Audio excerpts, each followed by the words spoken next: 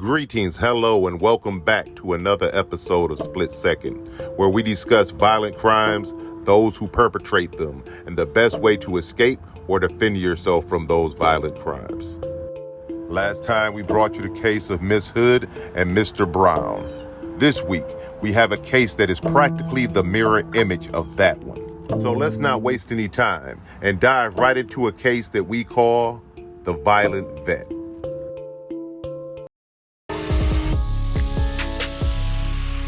Our case starts with a married couple who brought their dog into a vet to be treated.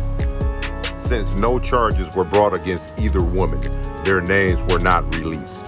Also, their faces have been blurred to protect their identities. For that reason, we will be referring to the woman in the orange dress as wife 1 and the other as wife 2. According to witnesses, there was a verbal dispute between the couple and the clinic staff. The argument was over payment for the treatment of the couple's dog. Witnesses say the couple waited for about 10 minutes before wife 1 went deeper inside the clinic to confront the staff. As the argument began to escalate, wife 2 can be seen headed down the hallway in an attempt to bring her spouse back to the lobby. Wife 2 can be seen pulling her spouse away. As a crowd begins to gather, wife 1 can be seen lunging forward before being pushed back by her wife and pinned against the wall. Tempers are high, but at this time, no one has caused physical harm to anyone else. But that would all change as TJ enters the picture. TJ is an employee and also the son or stepson of this lady here.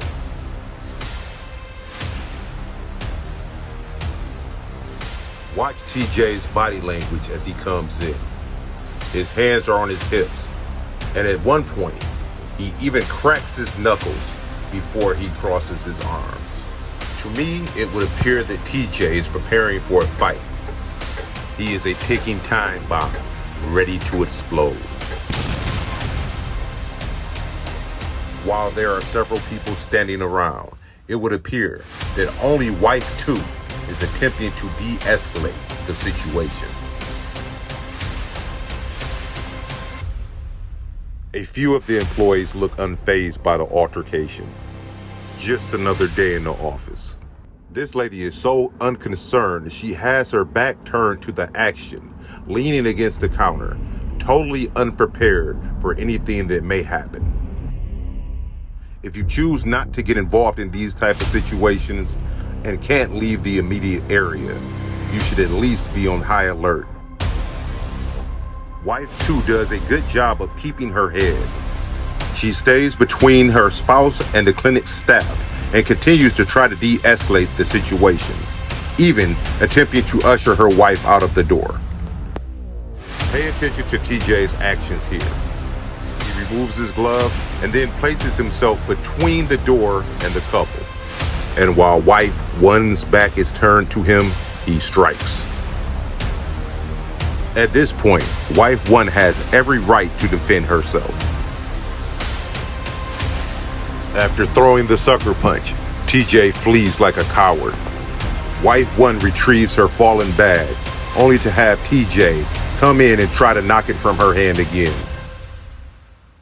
Even after wife 1 shows TJ that she is armed, TJ pops in and out of the door in a fighting stance, trying to entice wife 1 to fight him. Not one of TJ's co-workers attempted to talk him down. The couple decides to leave the clinic, but they're greeted by an ambush-style attack by TJ, who is waiting outside.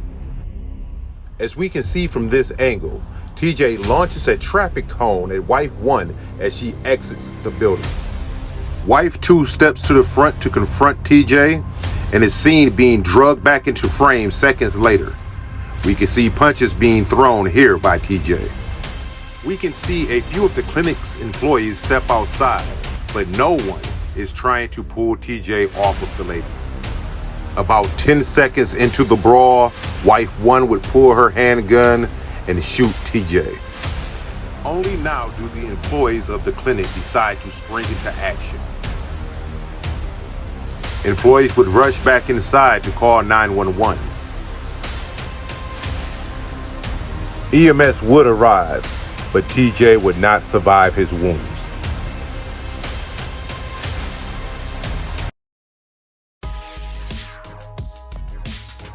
Wife 2 did an excellent job at trying to defuse things.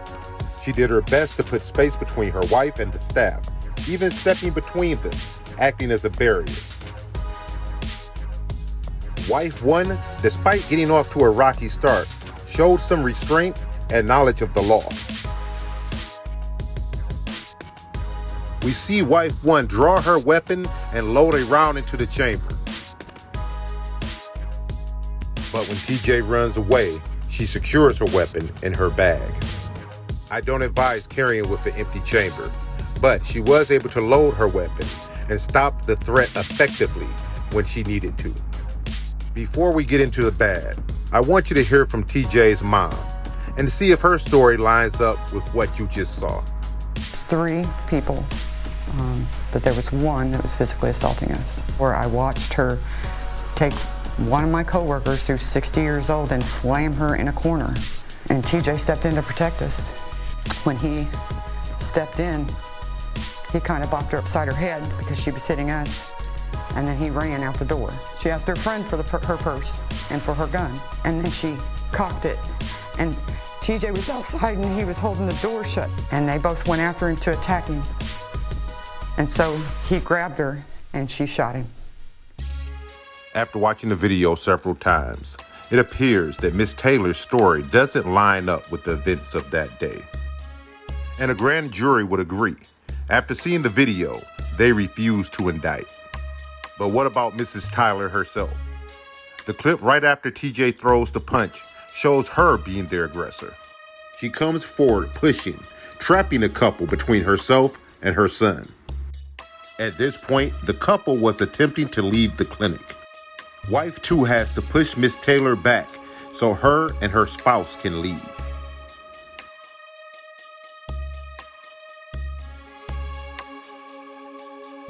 Now for the bad. When it comes to Wife 1, she comes in hot. She's upset. In a police interview, she states she was calm up until she was pushed. The point where I got pushed, that's when I started cussing and yelling, like, why would you put your hands on me? But you don't hit somebody. Even if this was true, a calmer response would have been more appropriate, especially when you're armed. And what about the staff? Most of them stood around doing a lot of nothing. There should be safety protocols in place besides standing around and waiting for the cops. The lobby should have been cleared of staff and customers.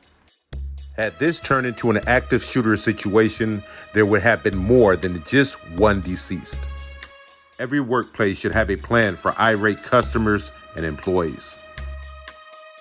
This is a sad situation that didn't have to happen, but most self-defense cases are. The lives of the shooter, the person shot, and the families of both are changed. It's just senseless. You shot my son over a dog. My condolences to your family, sir, and you are right. This is senseless. But your son was not killed over a dog. He died because he chose to use his fist and not his words. These 2 men, one killed by a son protecting his mother, and the other, a son ready to fight for what he felt to be disrespect towards his, both would leave this world earlier than they should have. Thank you for joining us for another episode of Split Second.